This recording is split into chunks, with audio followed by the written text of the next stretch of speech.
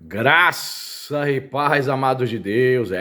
Queridos, você está no seu nosso ponto teológico. Estamos aí para mais um review desta obra sensacional. Paulo, uma teologia em construção. Rapaz, editora Loyola, certo? 520 páginas. Sensacional. Querido, você que gosta da teologia paulina, né? Até amassei aqui a ponta da capa. Eu, particularmente, não gosto muito desse tipo de capa. Eu gosto de capa de brochura. Mas essa capa brochura aqui, Dona Loyola poderia melhorar aí, né? Parece até aquelas cartolinas, papel cartão, né? Não gosto. Mas o importante é o conteúdo, tá certo? E para você que não me conhece, eu sou o pastor da Soporto, estamos aqui nas internet da vida, compartilhando conhecimento. Seja muito bem-vindo ao nosso canal. Peço a você que ainda não é inscrito no canal, se inscreva aí. Não é inscrito não? Se inscreve aí, ó. 2 segundos para você se inscrever, ó. 1, 2, pronto, já faz parte da família Point. Deixa o seu like aí. Compartilhe os nossos vídeos para outras pessoas conhecerem, né? E faça seu comentário para que o YouTube entenda que esse vídeo é importante e possa indicar, né, para outras pessoas, e assim você vai ajudar bem o canal a se engajar mais e mais, tá certo? Queridos, eu peço a você que está chegando agora, que dê uma olhadinha na nossa playlist também, tem muita coisa boa lá, série de vídeos, teologia para iniciantes, série de vídeos falando sobre teologia paulina, série de vídeos falando sobre teologia pentecostal, enfim, muita coisa boa. E eu vou deixar para vocês aqui no link, aqui nos comentários, o link, né? Sou afiliado da Amazon, para quem não sabe. Se você deseja adquirir essa obra, eu comprei pela Amazon, né? Se você deseja também comprar pela Amazon, eu vou deixar o link aqui nos comentários, você comprando através do meu link, não somente esse livro, mas qualquer outro livro, qualquer outra coisa que você comprar aí para você, para sua casa, para sua família, você vai estar abençoando o nosso canal. Tá certo? Maravilha! Aqui, ó. Que interessante, ó. O apóstolo Paulo está hoje no centro de um intenso questionamento. Qual foi sua relação com o judaísmo? O que sabia ele sobre Jesus? Como se construiu sua teologia de uma epístola a outra? 18 biblistas suíços, franceses, italianos, alemães e americanos foram convidados a explorar a questão. Suas análises são precisas, rigorosas e documentadas. Encontraremos aqui uma síntese única em português dos mais recentes avanços, né, da pesquisa paulina. Após a introdução, os estudos se estendem por 7 temas: situação da pesquisa, uma escrita em movimento, Paulo antes de Paulo, olha só, a lei, o centro da teologia paulina, Paulo o apóstolo, Paulo depois de Paulo. Então, para você que está começando na teologia, não se escandalize, não se surpreenda, melhor dizendo, que na teologia, cara, os teólogos, né, protestantes e católicos, eles dialogam. Então, veja bem, é uma editora católica, mas nós temos aqui, por exemplo, nessa obra católica, Jim Down, que foi um teólogo metodista, morreu recentemente em 2020. Temos Udo Schneider, que é um teólogo, está vivo ainda, luterano.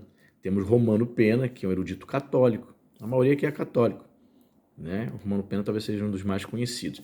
Enfim, então percebe que na teologia não existe essa briga, né? Que existe nessa divergência tão forte entre católicos e protestantes. Dentro da teologia existe um diálogo interessante e saudável entre os eruditos católicos e protestantes, somente no que diz respeito à teologia paulina, certo? Então,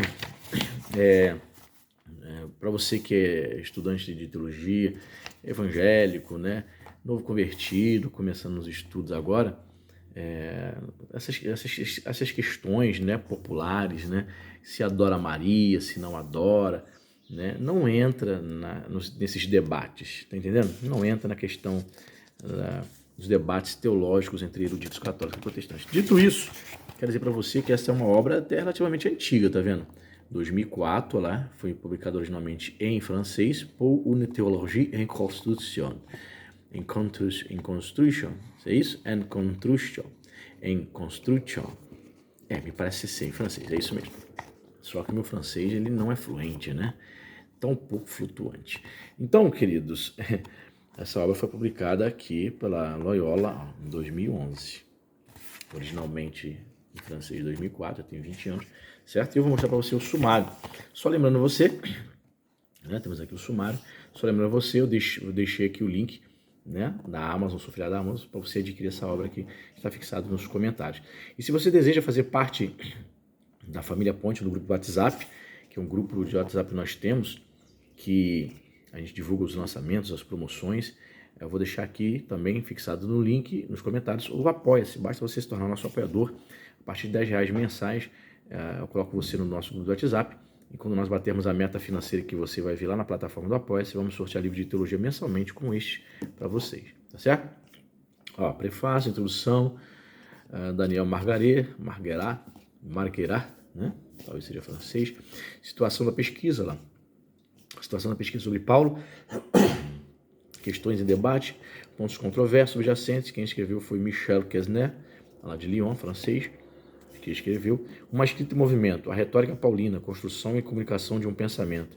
Jean-Noël Allet, diretamente de Roma, tá vendo? As cartas de Paulo, contexto de criação e modalidade de comunicação de sua teologia. Giuseppe Barbaglio, italiano, tá vendo? Esses são os articulistas, os caras que escreveram cada capítulo, né? Paulo antes de Paulo. Primeira Tessalonicenses e Cronologia Paulina, Carl Dumfries, Nottingham, Massachusetts, Estados Unidos, americano. A herança judaica de Paulo e os inícios de sua missão. Rainer Heisner, Dartmouth, alemão. Situar Paulo à sombra do Império, prática apostólica, ideologia imperial e cerimonial imperial. Neil Elliott, de Minneapolis, Estados Unidos. Então temos o teólogo americano. Interessante isso, né? Eles juntarem aí teólogos europeus, norte-americanos. Legal. A respeito das tradições cristoceterológicas pré-epistolares nas cartas incontestes de Paulo. Daniel Gerber, Strasbourg, Alemanha. O tempo messiânico, reflexões sobre a temporalidade de Paulo. Elian Corvellier, Montpellier, na França. A lei. Paulo e a Torá. Por isso que é importante ver o campeonato francês, né, do MAP, né, o Paris Saint-Germain. A gente tem um time lá chamado na França Montpellier, né? 4. A lei. Paulo e a Torá, o papel e a função da lei na teologia de Paulo Apóstolo.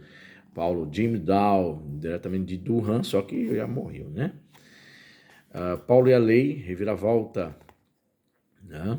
Levantada sobre Filipenses, que é o Daniel Margaret, novamente, Lausanne, França. Lei, escritura, lei, prescrição, lei ágape na Epístola de Gálatas, Jean-Pierre Lemonon, Lyon, França.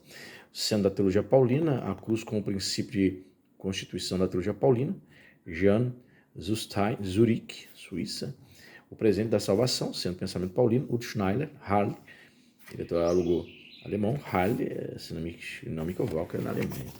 A verdade do Evangelho, a nova criação. O apóstolo Paulo como intérprete de Jesus de Nazaré. François Vouga, Bethel, France. Paulo, apóstolo. São Paulo, pastor e pensador. Uma teologia implantada na vida. Romano Pena, diretamente da Itália.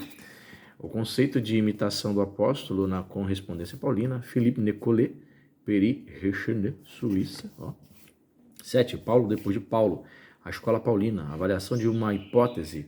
Andreas Deschwiller, Neuchâtel. Eu nunca ouvi falar dessa cidade, não. Confesso a você. Neuchâtel. Deve ser alemão. Andreas Deschwiller. Pelo nome, né? Paulo entre exegese e história da recepção. Samuel Vollenweider, Zurich. Então temos as listas de abreviaturas, né? As questões finais aqui. Eu deixei separado aqui um trecho para a gente, uma pequena palhinha para você entender. Página 243. Quem que eu escolhi para nós lermos? Quem? Jim Down, ou Jimmy Dunn, para muitos. Paulo e a Torá, o papel e a função da lei na teologia do apóstolo, de Paulo, o apóstolo. Então, ele vai analisar aqui, ó. Uma análise da utilização do nomos, lei, nas cartas de Paulo, traz os seguintes resultados. Número 1. Para Paulo, não é um termo estritamente definido, mas deve antes ser entendido como uma espécie de espectro. No centro desse espectro encontra-se a lei de Moisés, a instrução de vida de Deus dirigida ao seu povo Israel. 2. Todavia, essa função da lei poderia ser, e de fato foi, interpretada de um modo muito estrito, não somente como proteção, mas também como definição de Israel. Mais grave ainda, a lei foi utilizada e abusada pelo pecado para incitar as paixões egoístas e nacionalistas. 3. As duas funções encontraram seu fim na vinda do Cristo e do seu Espírito. Insistir no fato de que a lei é o que distingue Israel equivale a insistir no fato de que as obras da lei são necessariamente para garantir a salvação. Entretanto, a lei pode também ser entendida como expressão da vontade e da sabedoria de Deus ao mesmo tempo para Israel e para o mundo. Ela é a medida da vontade e do julgamento de Deus, não de uma maneira estreita ou restritiva, mas antes como exemplificada pelo Cristo e capaz de ser cumprida por aqueles e aqueles que são conduzidos pelo Espírito. Diz aqui, nada é mais complexo na teologia de Paulo do que o papel e a função que ele atribui à lei. Em minha obra, A Teologia de Paulo, o Apóstolo, publicada pela Paulinas, né? De capa verde, a gente tem review também aqui no canal, foi-me necessário consagrar 3 sessões à análise do que Paulo escreveu sobre o assunto. Né? Nos 10 últimos anos, vários trabalhos importantes foram consagrados a esse tema. Não é, pois, possível fazer-lhe justiça num só artigo, mas que lembrar as linhas principais do debate antigo ou que fazer um apanhado das contribuições mais recentes. Parece-me mais razoável tentar ver globalmente como o próprio Paulo trata o assunto.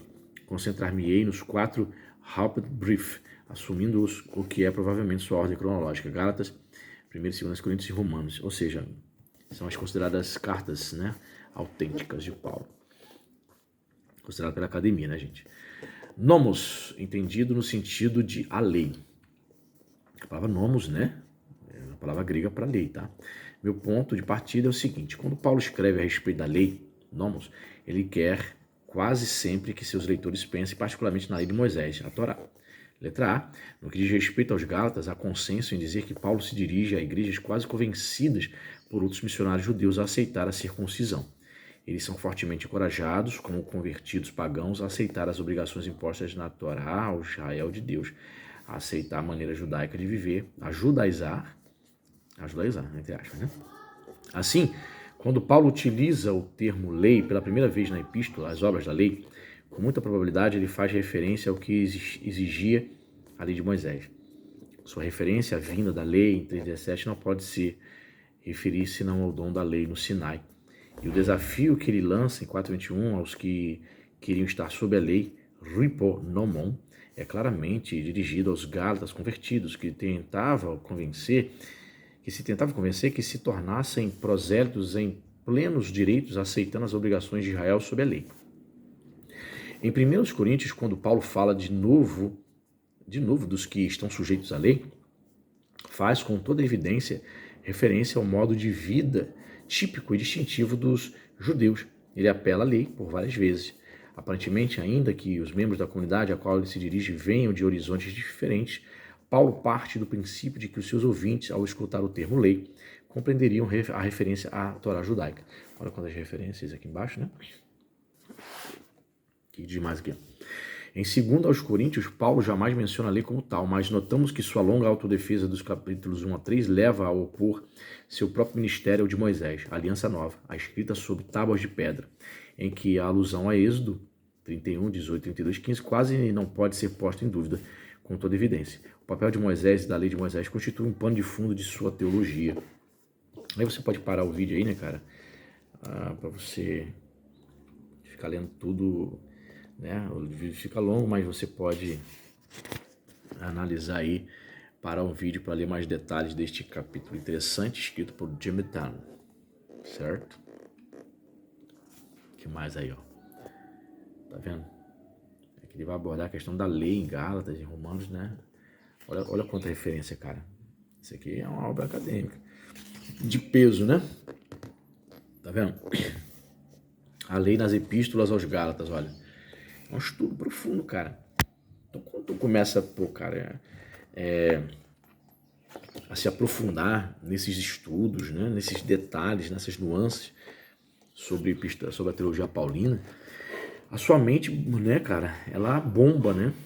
Abre-se o leque, você sai da casinha, né? A sua visão, né, sobre teologia, sobre Paulo, enfim, sobre teologia do Novo Testamento, ela é ampliada, né? Você começa a ler os textos com outras perspectivas, né?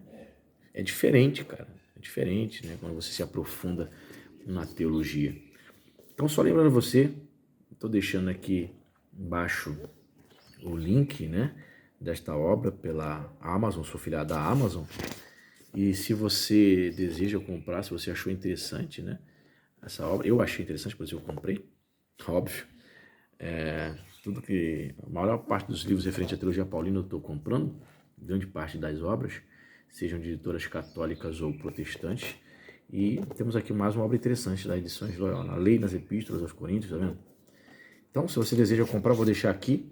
Eu acho que deu para você ter uma noção, né? Uma obra acadêmica, uma obra que você vai ler analisando a perspectiva de vários teólogos, protestantes, luteranos, metodistas, católicos. É muito interessante. Diz para mim se você tem, se você já tem, você está lendo, o que você está achando. Diz para mim, pastor, tá no meu radar? Se tiver, cara, compra aqui através do nosso link e você vai estar abençoando o canal, tá certo? Deus abençoe a sua vida rica e abundantemente e até a próxima.